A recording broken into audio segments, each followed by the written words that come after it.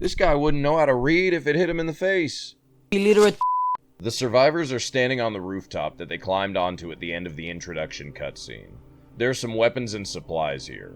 News Chopper 5 flies over, broadcasting from a loudspeaker that they'll be picking up survivors on top of Mercy Hospital. This gives us our first objective. The hospital itself can be seen from this rooftop. From the first moment you assume control of one of these characters, you can see the place that you ultimately have to go. We descend the stairs directly into an apartment. This game was released in 2008, and as such, most of the locations throughout the game, and especially for me, this campaign, have a very nostalgic late 2000s atmosphere. The stairs lead directly into the kitchen. The refrigerator door is open, casting a sterile white glow into the room. There's blood smeared on the wall, and in the living room, the television atop the entertainment center is playing static. Walking through this little hallway, I pulled another one of those 200 IQ moves that I'm so known for and shut this door. I also found an axe in one of the bedrooms, and then I took it. Descending another set of stairs and looking into the first room on the left, we see an image that I think evokes a lot of feeling while being extremely simple. A woman is laying dead on the bed, the television frozen and illuminating the whole scene.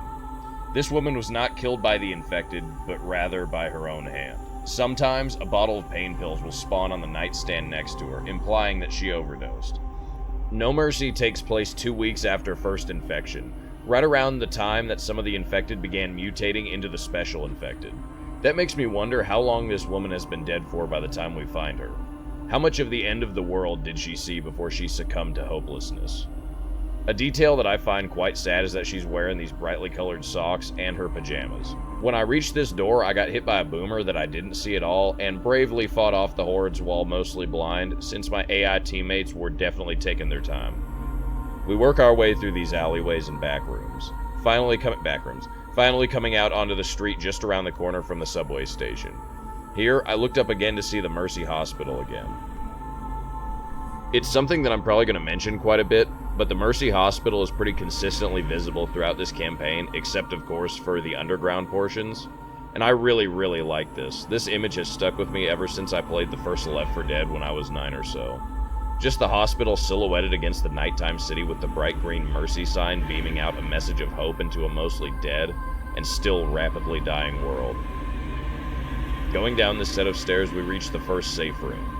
Like virtually all of the safe rooms throughout the Left 4 Dead games, there are messages left on the walls by survivors who passed through prior to us. Entire city is gone. If you can read this, leave.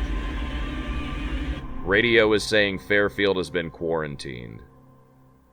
Keith, waited 3 days at the meeting spot after we got separated. I can't wait anymore. Meet me at Mercy Hospital. Krista. Sarah, Jen is fine. Meet us at Riverside. On the opposite wall, there's an evacuation notice from CETA, giving instructions for civilians to go to an evacuation center. The address given is the Hewlett Recreation Center at 1427 Nicholson Way. However, the address of the evacuation center is crossed out with the word overrun written below it. There's also this biblically accurate Windows computer which almost certainly has some idyllic green grassy wallpaper with an obscenely blue sky that makes one feel intense feelings of nostalgia and longing. Kind of like the background of a green giant bean can.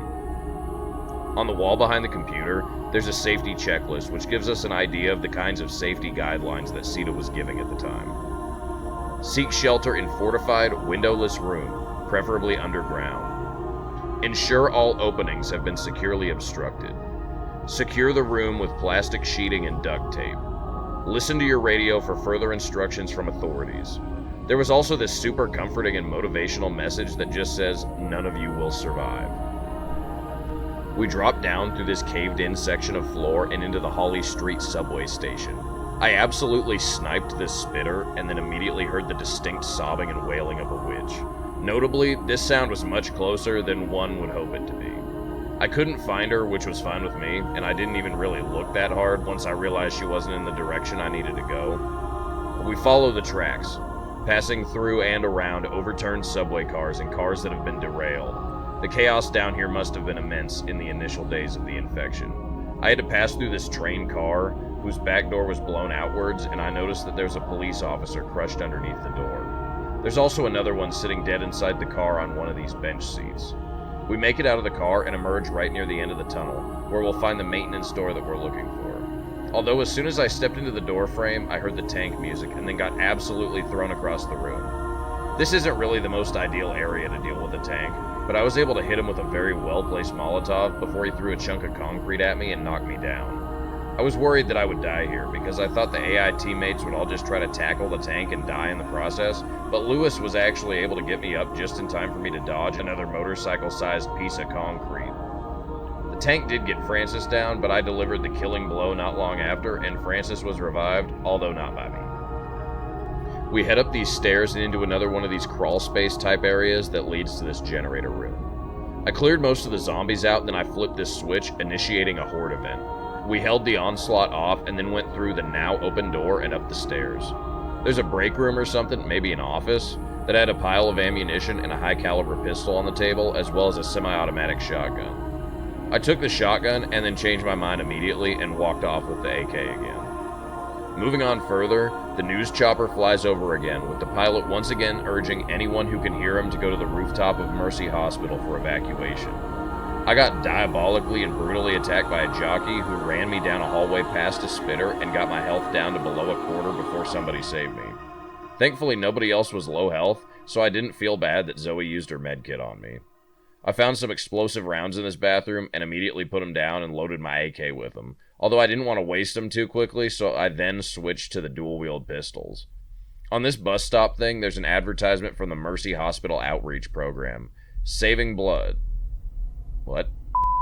On this bus stop thing, there's an advertisement from the Mercy Hospital Outreach Program, saying, "Give blood, save lives." From this street, we can also get another absolutely stunning, breathtaking, magnificent look at Mercy Hospital.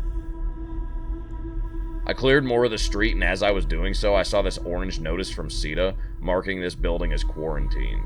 It says, "Quarantine. Contagious disease. No one may enter or leave this building by order of the Civil Emergency and Defense Agency. Trespassers will be prosecuted." The safe room that marks the end of this level is located within a pawn shop, which I expertly navigated to. I resupplied in the safe room, although unfortunately I completely forgot to even look at the walls. I found a Molotov and some pills in this warehouse-type building. I also found an adrenaline shot and had to decide whether to take the adrenaline or the pills. I wanted to take the adrenaline with me, but I didn't think these junkies with me could handle having these pills in their possession, so I rapidly swallowed all of them and then sprinted away with the adrenaline shots in my pocket. I headed back out into the alleyway, and looking back this way, we get perhaps my favorite visual from this entire game, and one of my favorites from any game.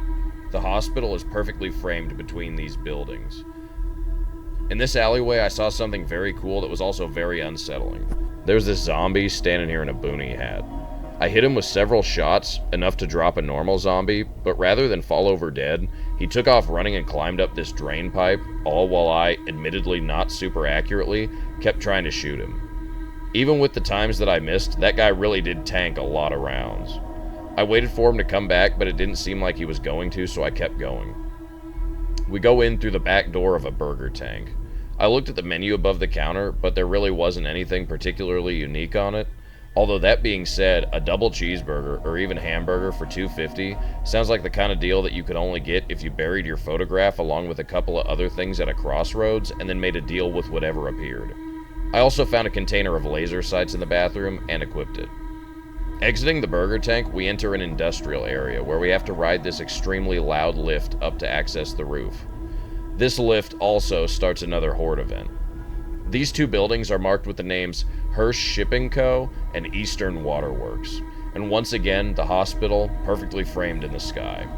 I got on the lift and waited for everyone to get on, and then I activated the lift and healed myself as it started to go up. I really didn't want to get caught in the middle of this rooftop, so I threw a pipe bomb down into the lower area by the semi, and then I ran as fast as I could across this rooftop. There's no sprinting in Left 4 Dead. I was thankfully able to put this hunter down before he pounced on me, and I got to the window of Hirsch Shipping Co. unscathed. There's a hole in the floor and zombies were climbing out of it. One of the zombies that climbed out of it was wearing a boonie hat and had a bandolier of ammunition slung across his torso, as well as pain pills, a pipe bomb, and a med kit. The dude from earlier who tanked a quarter of a magazine. He's one of the uncommon infected, not to be confused with the special infected. Special infected, such as the Smoker, Boomer, or Tank, have very distinct appearances based on their extreme mutations, whereas the uncommon infected are very similar in appearance to the average common infected, but have some unique properties that set them apart from the vast majority of common infected that we face throughout the game. This guy, however, is one of the more rare uncommon infected. The Left 4 Dead wiki calls him the Fallen Survivor. His health is actually high enough that he can take several close-up shots from a shotgun. The wiki lists his health as 1,000, whereas it lists the common infected's health as 50. Maybe the thing that I find most interesting about the Fallen Survivor is that when first fired upon, he ran away. Especially in Left 4 Dead, which, like 28 Days Later, features some of the most aggressive and fast zombies in fiction, it's extremely odd that he would run away rather than do what any of the other zombies do and immediately come after you. Side note, how did this guy even die if he had a pipe bomb, pills, and a medkit? And he didn't even try throwing the pipe bomb, apparently. Because I'm extremely nice, and mostly because I didn't need them at that exact moment, I gave my pills to Lewis. I don't like to enable his horrible pain pill addiction, but I need to have all 4 of us. I jumped down to the bottom floor of this warehouse, but unfortunately Zoe got down as soon as I did that and Lewis went to save her. I was worried one or both of them would die, but just as I turned back to help, everything cleared up on its own. When I got to this staircase, however, Zoe's incessant whining got to me, and I reluctantly pulled out my medkit and thought about it for a minute, and then gave her an adrenaline shot and walked away. I found an M16 on this extremely misfortunate half of a fellow, and was immediately able to put it to good use in this room. I threw a pipe bomb right down the middle of the room, and thankfully it lured pretty much every zombie, allowing us to drop through this open manhole and into the sewers. I dropped down into this ankle-deep poodoo water, and then just took off through the first tunnel that I saw. A spitter got a really good hit on us in this narrow concrete corridor, but I killed it. I found this room that had a katana, another Spaz 12, and a pile of ammunition. I like that a lot of the supply caches we find throughout Left 4 Dead seem to be stockpiles set up by survivors that ultimately didn't survive. I got another pipe bomb, and then Francis gave me some pills. I wondered why he didn't give them to Zoe, but then I realized that all of her health was the temporary health that the pills give you. Heading up the tunnel, there's a red ladder with the words Surface Access and Mercy Hospital Outlet spray painted in stenciled letters on the concrete walls on either side of it. Climbing up this ladder, we climb out of a manhole directly in front of Mercy Hospital. I heard a helicopter at this point, but when I looked for it, I couldn't find it. I started to clear out the street in front of the hospital and was doing pretty well, and then I watched in absolute horror as a charger made Francis read his Nikes and took him straight into a puddle of spitter goo. Now that we're so close to the hospital, there are zombies in hazmat suits, former CETA workers who turned into zombies, and if you shoot them, you can hear the air leaking out of their suits. To the left of the emergency room entrance, we see a sign that says Evacuation Center 008, although someone spray-painted closed over top of everything else. It seems that, despite the best efforts of both the military and CETA, Mercy Hospital fell. There's a safe room just inside the emergency room, and there was a medkit on the front desk. I thought maybe Zoe would grab it and heal herself, since every 2 seconds I could hear her lamenting her wounds, but she didn't. So I went and healed her with the one that I had, and then took the one from the desk and shut the door. Before leaving the safe room, everyone healed, and then I did too really fast because I was worried one of them would take the last medkit. There are several messages in the safe room, such as Mercy Hospital is overrun, and on the wall by the exit door, several different survivors have written their zombie kill counts. I killed 63, 77, 86, 104, 109 bitches, and of course, 53,595. To which someone underlined it and wrote, lies. The last number is a reference to the Zombie Genocider achievement from Dead Rising, released in 2006.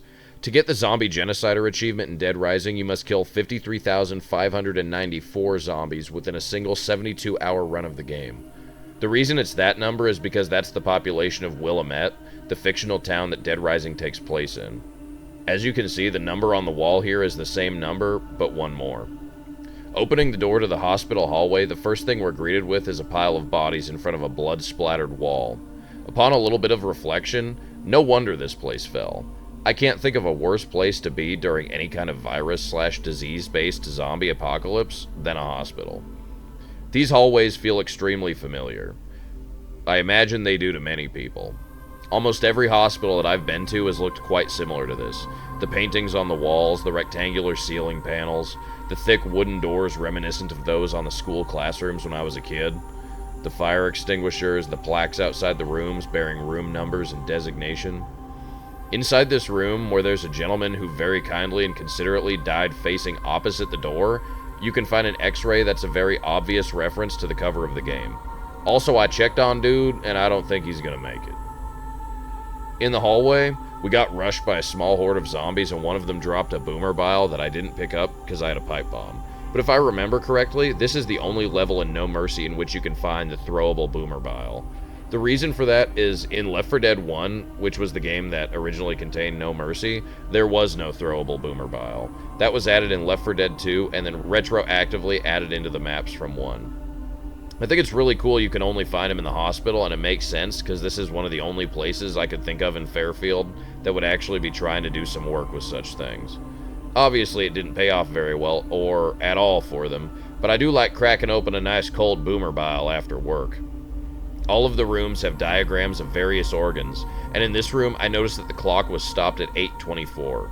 All the other clocks that I noticed throughout the campaign were digital clocks that were stuck flashing 12. There may have been one that I missed, but this is the first clock that I remember seeing that had a time other than 12 on it.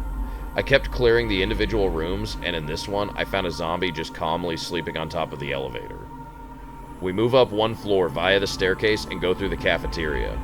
Inside the cafeteria, there's another pile of bodies and yet another katana. I threw my pipe bomb down through this door, and once again it was a pretty well-placed one, and it drew most of the zombies to it. I kept going, checking several more rooms and then going up another set of stairs. However, right after I entered this room, a tank walked around the corner. I turned around and ran back for the stairs. I ran past the stairs and a smoker got me, and then me and my entire team died. I started again, only this time the tank showed up in the cafeteria, which at the very least made for a better arena in which to fight him.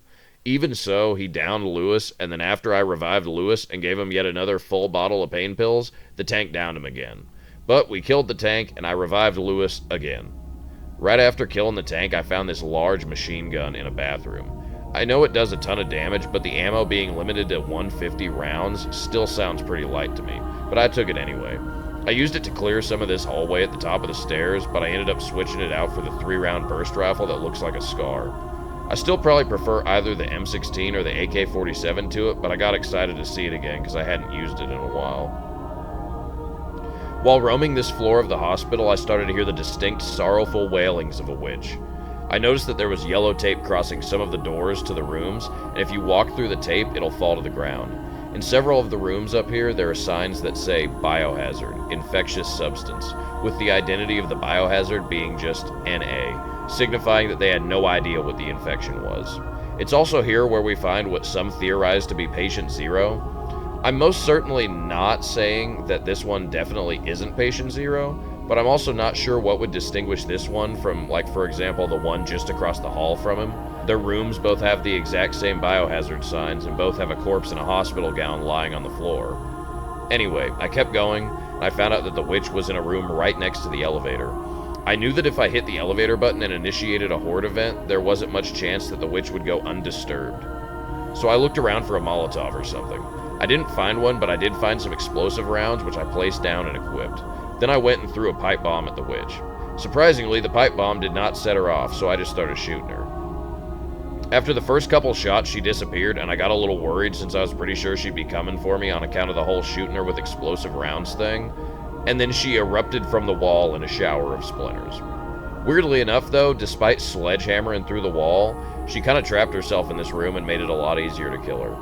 I hit the elevator button, and we held the zombies off in the hallway until it arrived, and then all got on. At this point, I was the only one whose health wasn't in the red, and I was also the only one with a med kit. The elevator starts to slowly go up, the display of the floor number going up one at a time with a corresponding digital beep. When things go back to normal, Zoe, Bill, I'm giving you both jobs.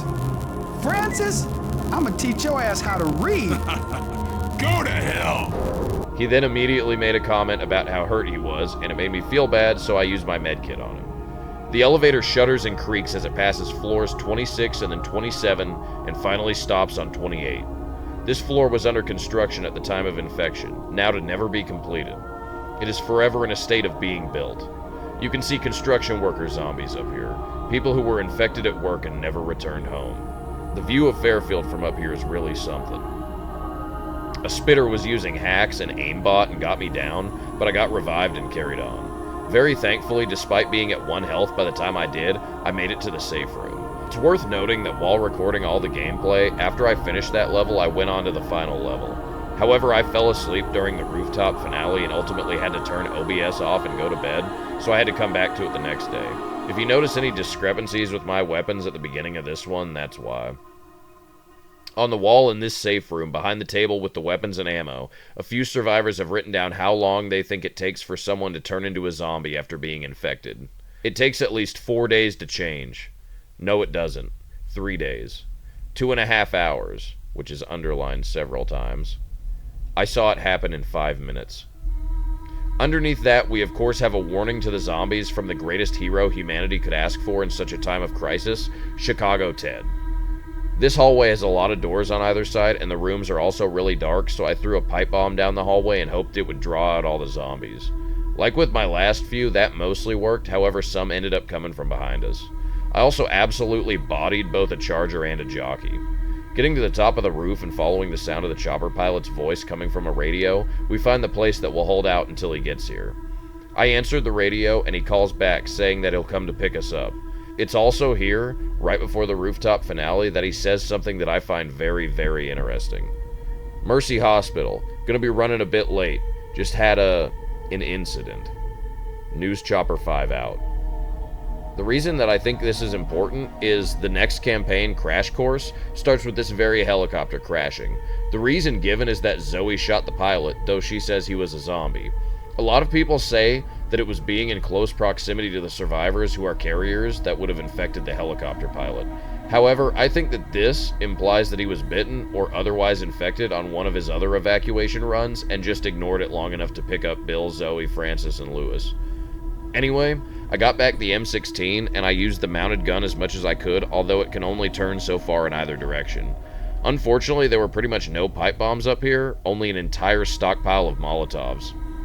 I attempted to throw a gas can at the tank and then shoot it, but I wasn't able to pull off the shot after I threw it and he knocked me down. By some miracle, I got revived and we were able to take out the tank. Right after killing the tank, however, the chopper arrived. 2 of my teammates were down and I was going to save them, but the chopper pilot kept urging us to hurry because he couldn't stay for very long. Another tank showed up and I was able to hit the gas can with a round and light him on fire. He did kill Francis and Lewis though, leaving Zoe on the ground. He came for me, and I dodged him, killing this smoker and running up this little catwalk thing just in time to climb on the helicopter and heroically abandon my screaming friend to the unimaginably painful fate of being consumed by zombies. And with that, the No Mercy campaign comes to a close. Rest in peace, y'all.